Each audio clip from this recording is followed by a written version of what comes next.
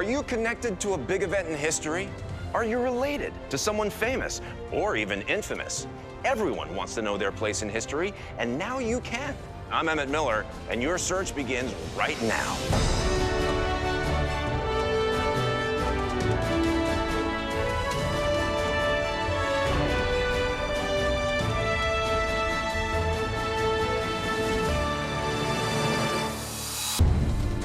We've been traveling across this great country of ours in hopes of helping you, the American public, find out who you're related to. Oh my goodness, we are related. That's astonishing.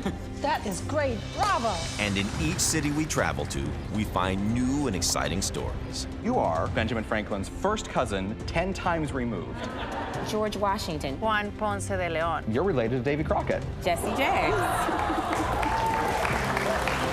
Today, we're in Austin, Texas, at the world-famous Driscoll Hotel. Built in 1886, the Driscoll Hotel has entertained some of the most famous people in Texas history. So it only seems fitting that it'll play host to crowds of people searching for their own family histories. I don't know what to say.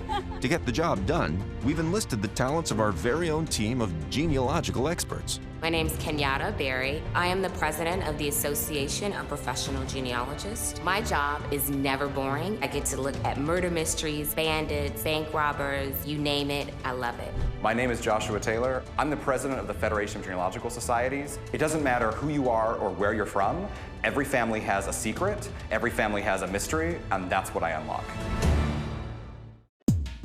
It's safe to say that we're all searching for a sense of belonging, sometimes through religion or the land we call home. Our first guest wants to find out about both. My name is Denise Garza-Stuslop, and I've lived in Texas my entire life. I really love this state. I really love being a Texan. I have that Texas pride. It's really important to me. According to my dad's research, we go back to, I think, the 1600s. I found documentation going back to 1810 of family in Texas, from Texas, which is really exciting. So that's before statehood and before the fight for independence with Mexico. I have questions that I'd like answered. One question is, if what my dad says is true, if we were part of the Sephardic Jews that escaped the Canary Islands because of the Spanish Inquisition, and was our family a part at all of the fight for independence against Mexico? Because one of those dreams I've had when I was a little girl was always to be one of the daughters of the Republic of Texas. It's just a little girl's dream. So corny, but it was something that I always wanted, you know, to be a part of that history of the state that I really love. I get emotional because the role of Mexican Americans, Tejanos, is not really talked about at all in our history of the state. You know, it's all kind of Davy Crockett and Jim Bowie and Stephen F. Austin and Sam Houston, but there's not really anything that talks about the Tejanos that have been here longer than the Americans have, that's older than even some of the original 13 colonies. But it's hard when you don't look American. You know, you're not the blonde hair, blue-eyed girl next door. So it's really frustrating to kind of find our place here. What I'm looking for is that validation for that concrete evidence instead of just stories and assumption, that I can just have real hard proof. So, Denise, I'm gonna start off by saying I'm completely outnumbered. Like, I am one genealogist in the midst of an amazing family. Thank you. So you came with a question about your Jewish ancestry in the beginning, correct? Correct. We may or may not be related to the crypto Jews that left the Canary Islands to escape the Spanish Inquisition. We were really curious to know if that was true. Okay. So crypto Jews are actually very hard to trace because they're members of the Jewish faith who are actually hiding their religion, and so they're professing to be Catholics. So we followed sort of that traditional pedigree, and it led us nowhere. Oh, okay. We didn't find anything. Okay. But then we said, you know what? We have DNA. So we ran your DNA, And we went back and looked at the pedigree that we had built for your family and the surnames that are common in the area that are known to have some involvement with Sephardic Jews. We compare that with your DNA and some other DNA profiles of people who were known to descend from Sephardic Jews. And guess what we found? What did you find? You have a Sephardic Jewish ancestry. This is like years of research right at it. So this is very validating. My sister is raising my niece and my nephew in the Jewish faith, so it's good to know for sure that there's real basis to it. So it means a lot to my sister and my dad and all of us. It's in your blood. It's amazing. So I understand that you want to become a member of the Daughters of the Republic of Texas. Is Yes. that correct? Yes, I'm a very proud Texan. We're all very proud Texans. So, yeah, I was just a little girl dream to always be a part of that history of this state that I love so much. So to become a member of the DRT, one of the things that you can do is you can prove that you were descended from someone who fought around the Texas Revolution. So let's take a look at what was happening around that time period and introduce the people that were involved there. Okay. Texans of Mexican heritage, or Tejanos as they're known, have lived in the state since the early 18th century. Tejanos have played an important role in Texas history, going well back over a century before the arrival of Anglo-Americans. And when the Texas Revolution came along, they were full partners in the struggle.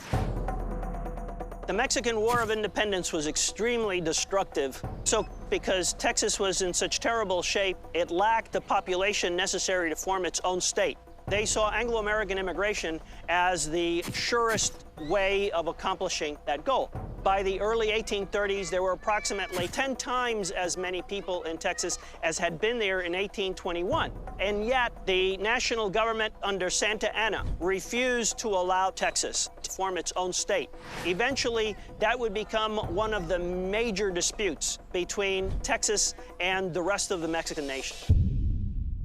The only two signers of the Texas Declaration of Independence who were born in Texas were Tejanos from San Antonio, Jose Antonio Navarro and Francisco Ruiz. And not only did they pledge themselves to Texas independence, but they represented the commitment of a partnership between Texians and Tejanos for an independent Texas.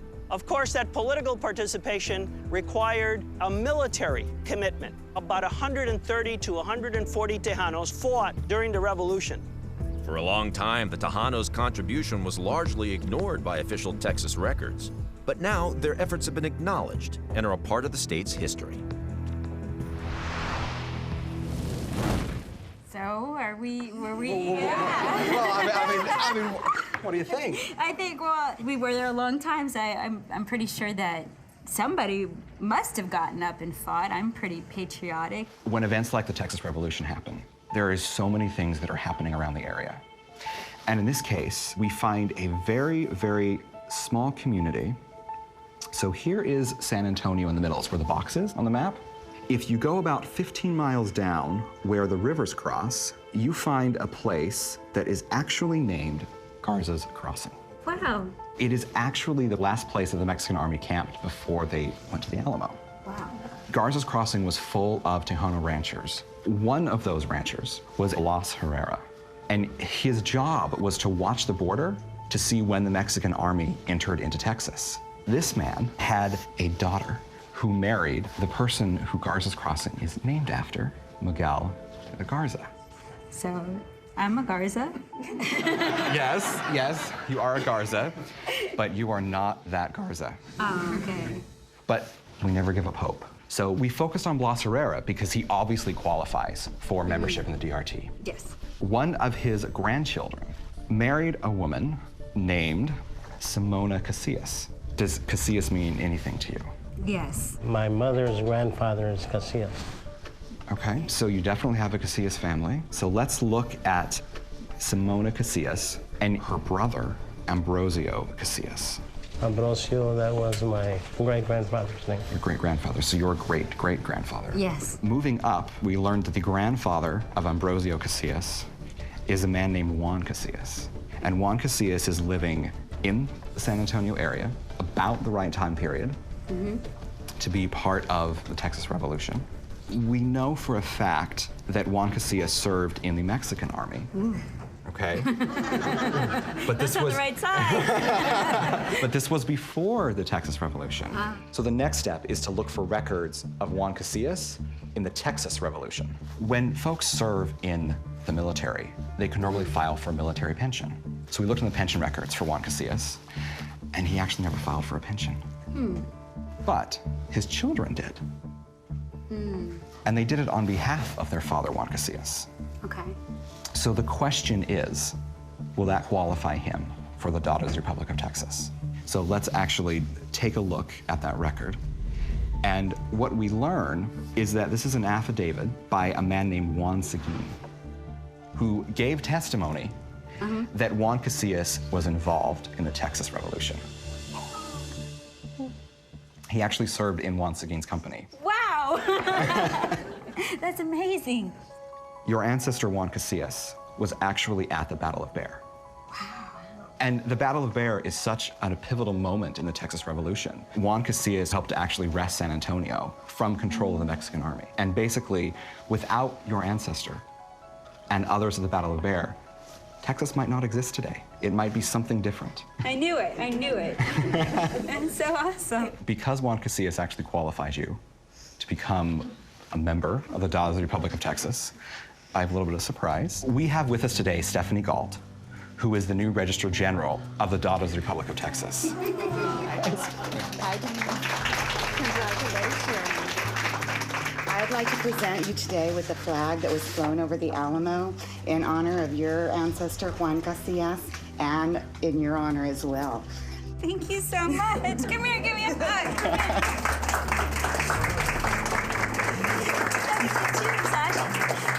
My niece too, that means the next generation. Yes, children, your sisters all qualified for the DRT. We'd love to have you. Yes. Thank you so much, Stephanie. Card carrying. Absolutely. I just am so excited to be formally recognized. It means a lot to me. It means a lot. Instead of saying congratulations, I'm just gonna say mazel tov.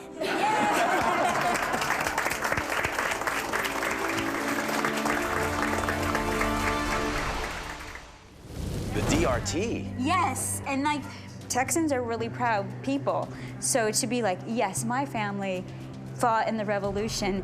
We've been here forever. This is our state. This is my land. It's just very empowering too. Thank you for coming down. This is fantastic. Thank you. It just brings us closer together. Thank you.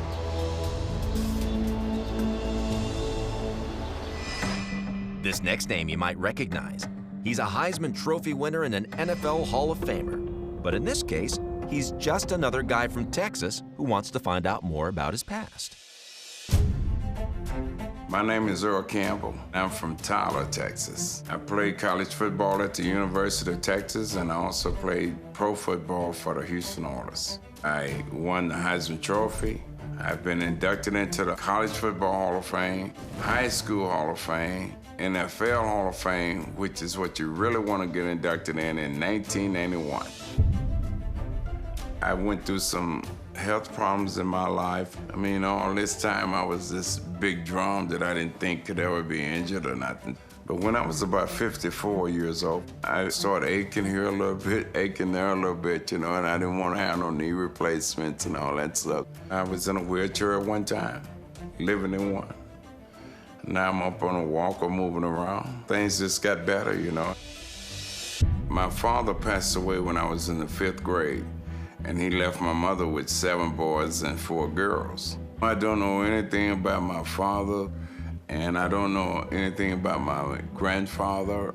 Being raised by a mom and 6 brothers and 4 sisters, family was very, very important to me. So that's why, to me, it was very important, because I have children, they having children now, to find out who really is your family. So Earl, I know that family and family history is very important to you, and so you brought someone with you today. This is my oldest son, my namesake, and his name is Earl Christian Campbell II. He's not happy he's sitting there either. That's right. We gotta smile out of him. We gotta smile out of him. So, all right. Thank you for coming today. I know one of your big questions is that you wanted to know more about your father, Burke C. Campbell. Your father died when you were really very young, right? Yes, I was in the 5th grade. Christian, you obviously never met him, but I'm sure I've heard about him from your dad. Right. So your family has been in Texas for a long time. The oldest relative we found was about 1863, all in Tyler. So that's 4 generations of your family, basically, in Tyler, Texas. So we went to 1900, where we were able to find your great-grandfather, Julius Campbell. What's important from this census is that in 1900, Julius is actually renting a farm in Smith County, and he's working that farm, right? By 1920, there's a change in your family. Your father, Burke C., is listed here. Yes. And then over here, what's really, really important is this O and this M. Why that's important is because your grandfather now owns that farm. Just a generation later, he owns land with a mortgage, which is significant for African Americans, especially in 1920s and 1930s in Texas. And we also know that in 1930s, your mom's father, Reuben Collins, also owned some land as well. So both sides of your family were educated and landowners. So it goes to your hard work and dedication and ethic. Kind of makes sense, though. As a kid, we worked this ranch that this white man had down the street. My mother tells us that used to be our home place. What happened was her father, Reuben Collins, he has a heart attack.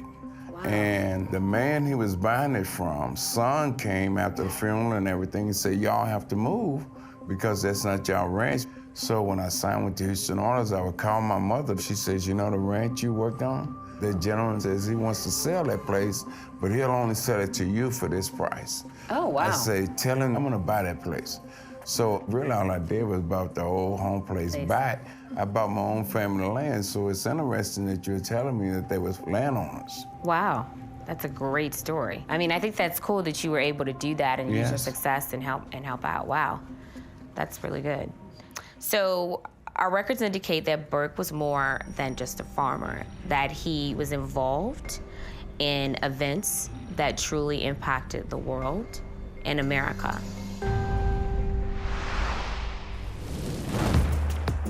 Discrimination against African Americans in the first part of the 20th century was commonplace, and the military was no exception.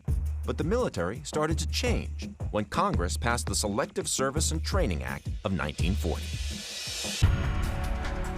The Selective Service and Training Act opened up the military to all men, regardless of race, color, or creed. And this enabled the creation of the Tuskegee Airmen. Now, despite this amendment, these troops faced tremendous discrimination and segregation. In terms of barracks, they were segregated in terms of the inferior equipment that they had to use. You couldn't even eat at the same table as the others, even if you were an officer. These soldiers, and there were over 2 million of them that enthusiastically enlisted in the military to fight for their country, all faced the discrimination that existed in the first half of the 20th century. And because they wanted to serve their country and fight for freedom, they overcame those obstacles. So it makes me incredibly pleased to tell you that your father fought in World War II. Really? Yes. He was actually part of the Black Army Air Corps, and this unit participated in what we would call sort of the most significant event in World War II, and that would be D-Day. Yes, he had a lot of experiences, right? And you've wondered where you've gotten all these strengths from, your leadership skills, your toughness, your athleticism. I believe that as you were a hero on the football field, your father was a hero on the battlefield. And I think you can see that's a trait of your ancestors. So that gene was passed down to... It was passed down to Yes. you, and you passed it down to your son and eventually 2 grandchildren. So I think it is definitely a Campbell trait. Yes. Never one to quit. Now I see Now you see that as how well. that's in me. Knowing this information about him, what would you say to him today? I've always held my father, you know, in very high esteem, but it's always been on the inside because I can't tell him that like we're sitting there talking. But after knowing what you've told me, if I could look my father in the eye, I would say a job well done. No. I had this big game, and after the game, I would say, I wish my dad was here so he could see me. But when I go back to the dorm, you know, I would say, well, I understand, you know, he sees me, but from a different angle. And that's how I feel today.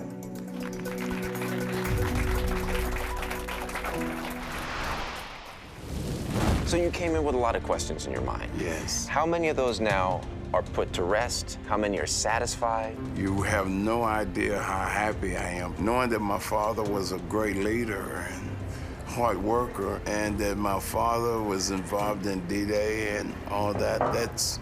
It really makes me feel good. Fantastic to talk with you. Hey, thank you, man.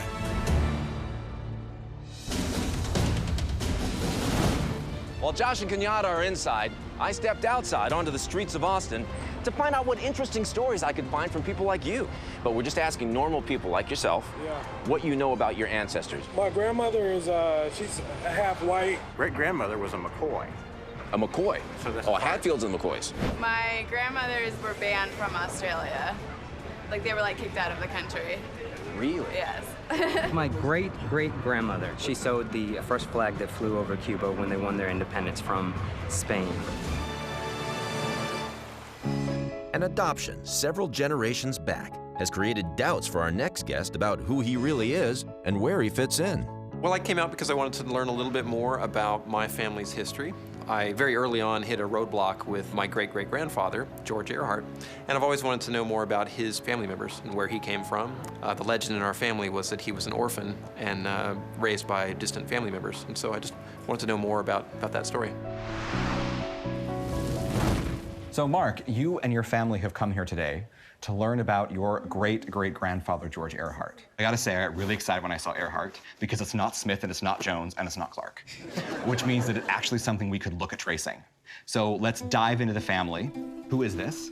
This is a family photo of George Earhart and his wife, Georgia, his son, Kaysen, his wife, Elizabeth, and then 3 of the grandchildren of George Earhart.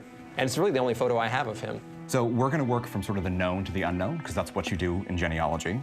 We know that George Earhart served in the Civil War. Here we have his record there that he serves, and he fought at the Siege of Vicksburg, where for 48 days, General Grant of the Union Army held up the Confederate Army. George Earhart was serving on the Confederate side.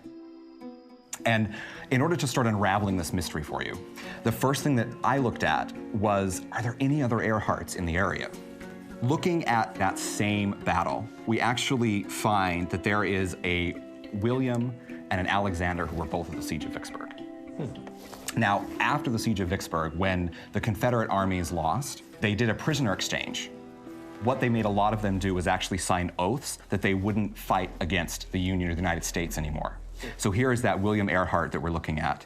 Here is actually his oath that he signed after the Siege of Vicksburg to be released. However, we know that he actually served the duration of the war. In fact, William Earhart came back into the Confederate Army and also served.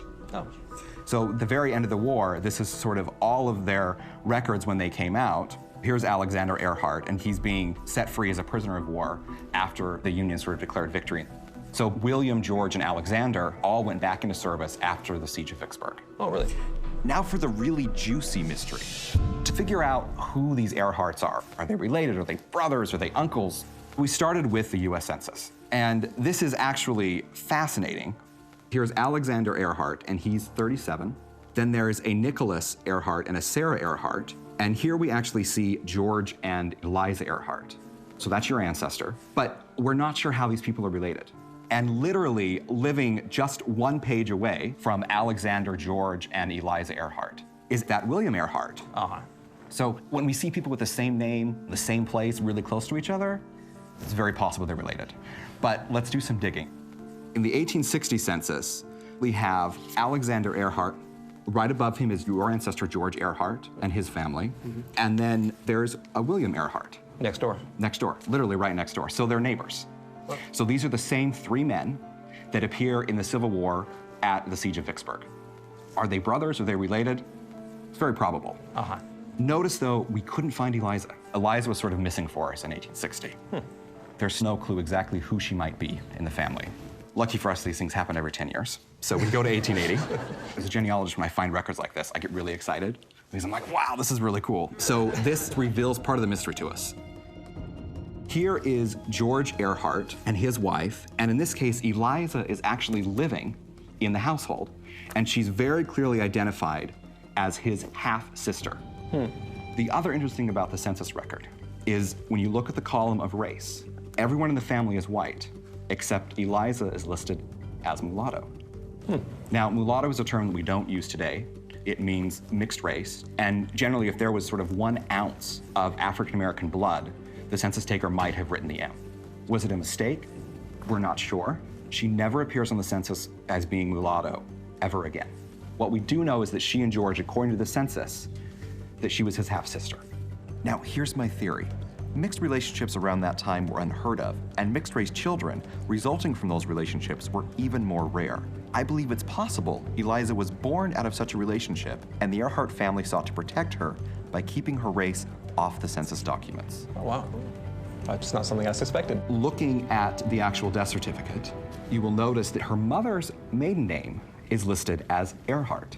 We get an idea that Eliza and George might share the mother in that case, rather than a father. With this death certificate came a beautiful obituary of Eliza. You just don't find these all the time.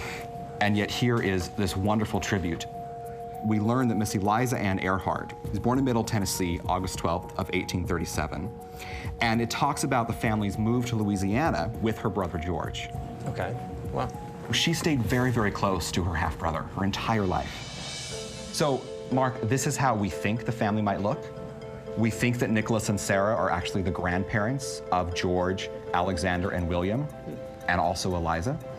We're not entirely sure. This is something where DNA would be a perfect research tool that we could use to try and put these Earharts together. Now, we actually ran your DNA. It reveals that you have a lot of Northern European ancestry. However, there is a slight percentage of sub-Saharan African DNA that you carry. Oh, really? And what does that mean? I mean, is that common? It's not that common. It means that somewhere along the line, you have someone from that ancestry, possibly through the Earhart family.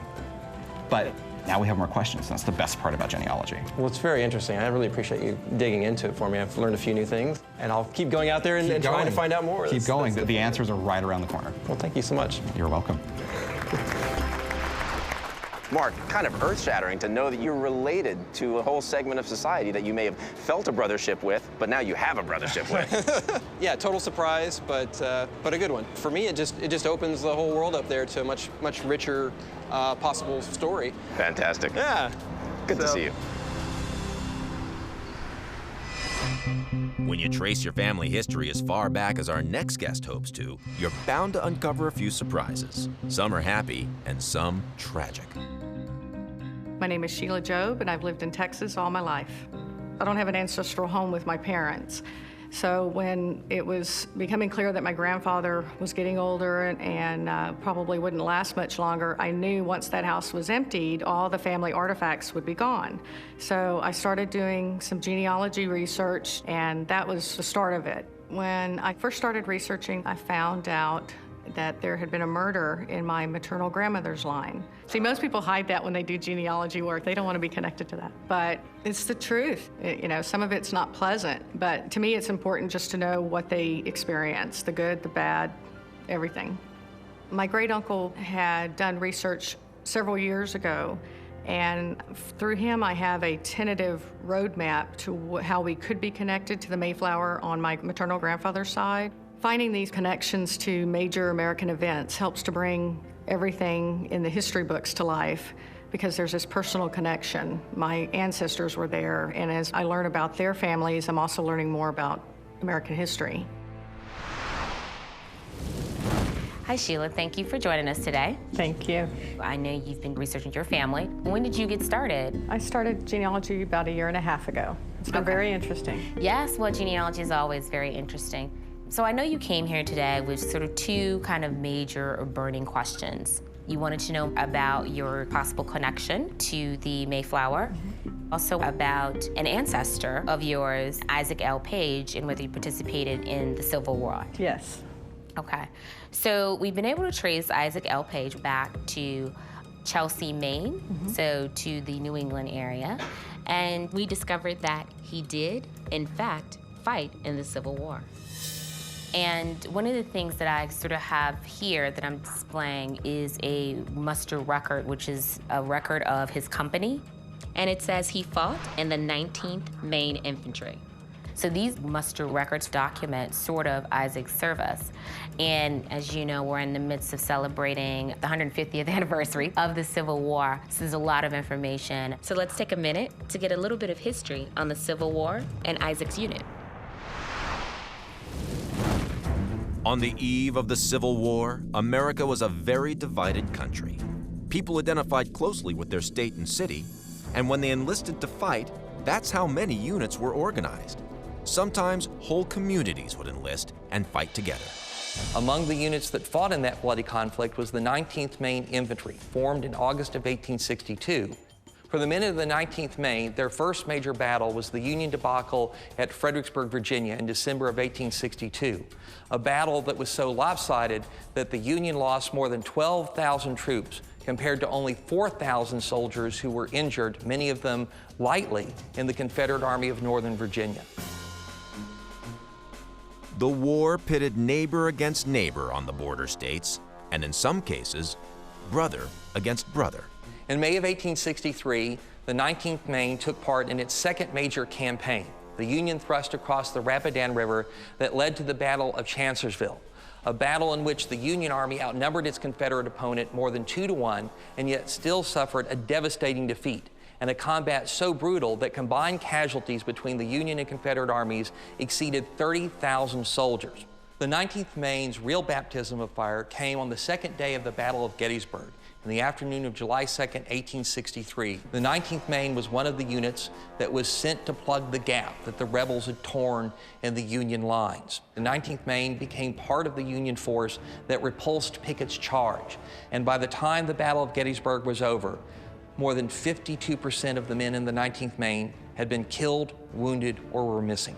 Perhaps the most horrific experience of the 19th Maine came in the brutal contest between Robert E. Lee and Ulysses S. Grant in early May of 1864, known as the Battle of the Wilderness, an engagement that was fought in woods so dense it was almost like struggling through the jungle. The Civil War was the first time the psychological impact of battle was documented. Soldiers trying to cope with the images of the battlefield suffered from what we now call post-traumatic stress disorder. By the time it ended in 1865, the Civil War was the costliest war ever fought on American soil, with more than 600,000 deaths. So we know that's a lot of information to take in. And when we talk about the battle at Gettysburg, as we know, that was the turning point for the war. It was interesting in looking at Isaac's muster record, we noticed that he was left sick in the hospital at Gettysburg. Given what he might have seen, given that there might have been individuals next to him who have been wounded, Isaac might have witnessed horrific things.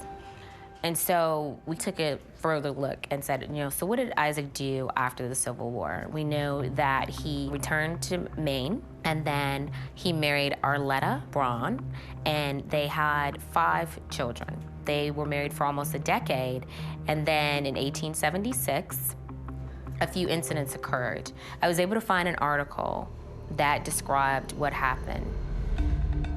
So Isaac walked into the home, got a gun, and Arletta was in the kitchen. He went to the kitchen and she held her hands up and said, "Don't shoot," and he shot at her. As she was starting to flee, he shot 6 times. The last shot severed her spinal cord. Now, had you heard this story before or knew of it in your family? Just the basics. We knew it happened, You but knew it not happened. why. Well, another thing the article referenced is his aunt, Sarah Horn, was at the home or must have been near the home, and he actually said to her, I don't remember. I don't recall all this. I don't recall even picking up the gun. So it was almost as if he blacked out and didn't realize it. After killing his wife, Isaac was placed in a mental institution, or as they called them back then, an insane asylum. And while he was there, he succeeded in his 3rd attempt of suicide by jumping from a bridge. It's heartbreaking. You know, to have such a big family and it to be torn apart that way. The natural question, right, for any person is why? Why would someone do this? I do believe that Gettysburg, Chancellorsville, and Fredericksburg had an impact on when he returned home. This seems to have symptoms of post-traumatic stress disorder. That's something that a lot of our soldiers suffer from today. And so this is not something that just started impacting soldiers. It was something that was going on in the Civil War as well. When you go down this path with your family history, you can find things that are great and things that are tragic. But I like to switch gears here and focus on something a little more positive. So let's go into your second question. Your Mayflower ancestors, are you related to someone who was on the Mayflower? Now, I must admit, as a genealogist, everyone wants to be related to someone that came over on the Mayflower, right? It's something that everyone wants. You know, you feel a deeper sense of connection to America. There were 102 passengers on the Mayflower. And in the first winter, about 45 of them died. So it's interesting that there are about 35 million people who believe that they are descendants of those 102. So it's a big deal for everyone. And so a lot of those families have been well documented. But there are some who are what we call the gateway ancestors. And the gateway ancestors have been documented, so if you're related to them, we can easily say we know where to go from here. So in doing our research, we were able to find that you are not necessarily related to one person on the Mayflower, but you're actually related to 4 people on the Mayflower.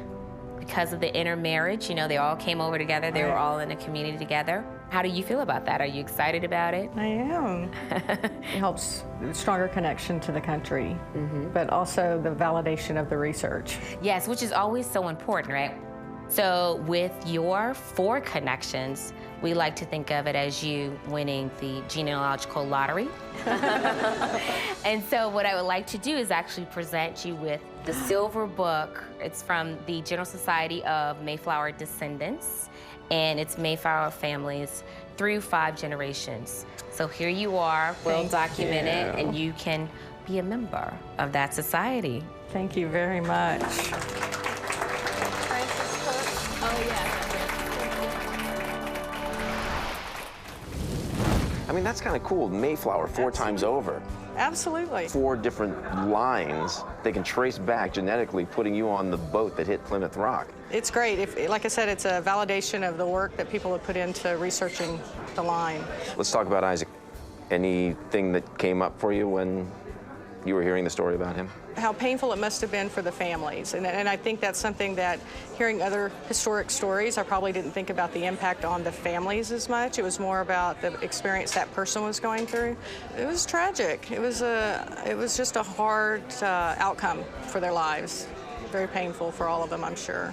Thank you for stopping by. Thank you. It's been a very busy day on the Genealogy Roadshow, and still much more to come. But before we dive back in, let's take a minute to learn some history about this famous location. In 1885, the corner of Brazos and 6th Street was simply another corner in a growing western city. But soon, it would become home to the most iconic lodge in Texas, the Driscoll Hotel. Jesse Driscoll comes to Texas with his young family in 1849. He begins his new life in Texas as a cattleman. And in 1871, he adopts Austin as his new home. In 1885, Driscoll purchases the city block at 6th Street for $7,500. He begins the construction of what he hopes will be the finest hotel in the South, a time when the city is bustling with new construction. Built at a cost of $40,000, Driscoll's new hotel is assembled from pressed brick dressed with limestone ornaments. This 4-story hotel, made in the Romanesque Revival style, encompasses nearly a half-city block. 40 guest rooms, including 4 elaborate suites, a skylit dining room, and 3 arched entrances make this the finest hotel in Austin. The completed hotel opens its doors September 20th, 1886. Driscoll provides accommodations for the then exorbitant sum of $2.50 or $5 a night. Within 2 weeks, the hotel hosts an inaugural ball for the newly elected governor, Sol Ross, setting the hotel at the epicenter of the political and social life in the capital city. Throughout the 20th century, the Driscoll Hotel plays an important role in Texas political life. And it becomes especially important to one famous Texas politician, LBJ. His 1948 Senate campaign had their offices at the hotel. And it's here, in 1960, that he awaits the results of his vice presidential bid with John F. Kennedy, and then again for president in 1964. The Driscoll's roots in Austin run deep. It was named a Texas historical landmark. Its history is fabled, and this has earned it a place as one of the most highly regarded hotels, not just in Austin, but in the world. Our next guest is a father, husband, and self-proclaimed rebel. He's come to the Roadshow today to see how far back that rebellious spirit runs. I'm here at Genealogy Roadshow because I want to find out if I'm related to Roger Williams, the founder of Rhode Island. I really want to know where I stand in Americana. I want to know what my place is and how I came to be and how I came to get where I am. Max, do you think you might be related to Roger Williams? Yes. I've only heard it in stories from my dad, and I'm really excited to find out if that's actually true. Why Roger Williams? Not only was he a very integral part of the founding of the nation, but, you know, he was kind of one of the first rebels. Yeah, absolutely a rebel, literally. So here, we don't, of course, know what he actually looked like, but here's sort of the artist rendering of the rebel Roger Williams. So I thought, speaking basically non-genealogical, let's just look at the pictures first, right? Because there's family resemblance to be passed down. And I thought, you know, yeah, I mean, totally could be related because of that. Now, Roger Williams came to Massachusetts seeking religious freedom. He was involved in the Puritan colony, and the Puritan leaders basically said, no, no, it's our way or the highway. Roger Williams really believed in the separation of church and state. So he actually left in the middle of the night and went down and founded his own colony based on religious freedom. And one of his favorite lines is he talks about the need of the wall of separation between what's out there in the state and then, you know, sort of that garden of religion. Yeah. And Thomas Jefferson actually uses similar language when he's talking about the separation of church and state. So I think that he's America's first rebel. A lot of folks, when they arrived in New England or areas, they sort of just took over the land. Roger Williams actually negotiated and discussed with the Native Americans and worked out a treaty with them. Wow. So Roger Williams had quite a peaceful existence with them. And this is actually a treaty that he signed with them to obtain the land that became the area of Rhode Island. Wow. That is really, really neat. So I can tell you, you're related to Roger Williams. Oh, wow, that's really awesome. Here is your descent from Roger Williams. So there's you, and here's basically, you know, the line sort of as it goes back to Roger and his wife, Mary. Wow, that is really cool. And that's your ancestor. That's fantastic. Now, the other sort of spill here is I'm also related to Roger Williams. Oh, wow. So I thought this story was awesome. Wow, that's really cool. So what does that make us, like 37th cousins? Something like that. I mean, hey, family is family, you know? So Max, would you like to learn about another famous relative? In looking further down the line, because I wanted to sort of trace this rebellious nature that they have and also this need for religious freedom. So in the line of Roger Williams' descendants, there's a man named Anson Perry Windsor. I vaguely remember hearing about him. He's in upstate New York around the Second Great Awakening. What do you know about the Second Great Awakening? I actually don't. All right. This is like religion 2.0 on steroids. What happened in upstate New York was all of the ministers were going around and they were starting up new religions. Ministers every weekend would be preaching, and out of this came a lot of very famous religions, one of which is the all-American religion of Mormonism. Ah, yes, I actually am a Mormon. Well, there you go. Well, so is Anson Perry Windsor. Wow. So he was with the Mormons. He was in Nauvoo, we believe. We believe he could have been a bodyguard to the Mormon prophet, Joseph Smith. Wow. And he made his way to Utah. Now, in Utah, this is where you have that other little rebellious nature that comes out. So he's in Utah, and this is, of course, where Governor Young, who is the leader of the Mormon Church, but also the governor of the state of Utah, and James Buchanan, who is president of the United States. At one point, they were a little suspicious because of what they sort of called the Mormon problem. You know, there was a whole colony out there starting something brand new. And so James Buchanan sent troops to Utah and actually had replaced Brigham Young as governor and brought in another system of government. Yeah. What happened was James Buchanan failed to tell the folks in Utah that he was sending out troops. So Anson Perry Windsor actually wrote a letter to Brigham Young that, hey, there are federal troops headed our way. Wow. So he's almost like Paul Revere, like Paul Revere, yeah. I mean, he is a rebel himself. My dad's kind of always been a rebel too, so I kind of thought I got it from him, but I didn't realize that all the way up the tree was just a whole bunch of American rebels. So that's really cool. So what surprised you more? Was it Anson Perry? Was it Roger Williams? What part of this whole saga? It was actually the Anson Perry Windsor story. I had heard a few things here and there, but I didn't realize that it had quite the impact on American history that, that it did. And on top of that, the Roger Williams connection, he was truly a revolutionary, and it was fantastic. Our final guest has learned that family members aren't always the most accurate genealogists. She's come to us to see where they may have gone wrong. I have always been a history buff, and I wanted to see how my family fit with the history of America and the world. I'm hoping to prove some of the things that I think I know, and quite honestly, I find the dead relatives are a whole lot easier to deal with than the living ones. Hi, Kenyatta. Pleasure to meet you. So nice to meet you. Why are you interested in your family history and genealogy? In 1985, I asked my mother to write a family history as she remembered it. And I used that as the basis for my research. But I just found those notes, and I realized that they were completely unreliable. That happens, yeah. Well, the roadblocks are always frustrating. Well, today what we like to do is walk you through some of the things that we discovered. So one of the things in researching your ancestry, we discovered that your ancestors were in the Ulster province in Ireland. There were several waves of migration from that area into the U.S. prior to the American Revolution. Your family came over at around 1735 or 1745. They landed in Philadelphia and then migrated to Rockbridge County, Virginia. And I believe there were clergymen in that family as well. Yes, absolutely. In fact, your ancestor who moved to Rockbridge County, Virginia was a devout Presbyterian, and he was involved in the creation of the Timber Ridge Presbyterian Church. He acquired a lot of property and prominence because of his wealth. But what also happened in Rockbridge County, Virginia, is that one of your ancestors was born there.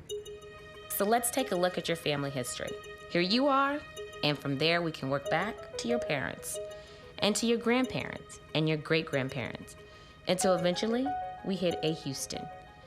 We follow the line upwards to John Houston and discover that he had another son named Robert.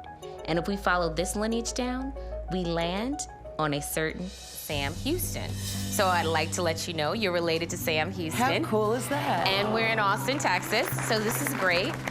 What I want to do is actually take a look at a video to learn more about Sam Houston. Sam Houston was born March 2nd, 1793 in Rockbridge County, Virginia. His childhood was like the man himself, rough and rugged. Sam's father died when he was only 13, and his family moved from Virginia to Blount, Tennessee. Shortly thereafter, not wanting to spend time working in the family store or on their farm, Sam ran away. In 1809, Sam Houston lived with the Cherokee Indians. He loved the culture. He was adopted into the tribe and given the name Kolani, which means the Raven, an honorific title. After several years of living with the Cherokee Indians, Sam Houston enlisted into the U.S. Army, where he became the hero of the Battle of Horseshoe Bend and caught the eye of General Andrew Jackson, whom he served under. The bond that developed between the two of them became a lifelong friendship. After resigning from the Army in 1818, Sam moved into public service, getting elected into Congress in 1823 before winning the governor's race in Tennessee in 1827. After that, Sam set his eyes on the emerging situation in Texas. In the eyes of most Texans, Sam Houston is the hero of the Battle of San Jacinto, where on April 21st of 1836, Sam Houston led the Texas Army against General Antonio Lopez de Santa Anna, dictator of Mexico, and secured Texas independence on the battlefield. When Texas became its own nation, Sam Houston was elected as its first president. In 1846, when Texas was annexed to the United States, Sam Houston was elected as its first senator. After 12 long years in the Senate, he was elected governor, becoming the only person in American history to become governor of two states, Tennessee and Texas. Sam Houston's term as governor was a turbulent one. When Sam Houston refused to sign the oath of allegiance to the Confederacy during the American Civil War, a political career spanning 5 decades came to a crashing halt as he was kicked out of office. Only 2 years after being forced out of office, Sam Houston died in a steamboat house in Huntsville, Texas, on July 26, 1863. Well, Julie, you definitely come from a very colorful history. Did you know a lot about Sam Houston, or? I knew a little bit. Okay. I didn't know the extent of it, and I definitely didn't know about his close relationship with President Jackson. Oh, okay, that's great. But Julie, that's not the only surprise I have for you today. We did discover that you are related to more than just one governor of Texas. You're actually related with the current governor of Texas, Rick Perry. Really? Yes, I know you're surprised by that. I'm stunned by that. He is actually related to Sam Houston as well. Oh, how interesting. Maybe we can have a cup of coffee together to discuss our... Do you feel more of a sense of connection to Texas more than you have before? It's sort of hard to feel even more connected to Texas, but okay. Yeah, it is. And so now if I ever drive down I-45 to Houston and see that giant white marble statue of Sam Houston, I can feel a real connection to that as well. Yeah, well, thank you for coming. Oh, thank you, Kenyatta. I really appreciate it. So word has it you can get me in the governor's mansion. Hey, yeah, you and me. Yeah. With your ancestors, there's a common thread of muster in there, huh? Yeah, exactly. Nobody in my family had it easy. And whether they were powerful people or ordinary people, nobody was handed anything. It was wonderful meeting you, Julie. It was a pleasure meeting you. Great Thank to you. meet you. I guess everything is bigger in Texas. Bloodlines that go back to the Daughters of the Republic of Texas, family members that fought at the Battle of D-Day, ancestors that came over on the Mayflower. Kind of makes you wonder what you'll bring us next week here on Genealogy Roadshow.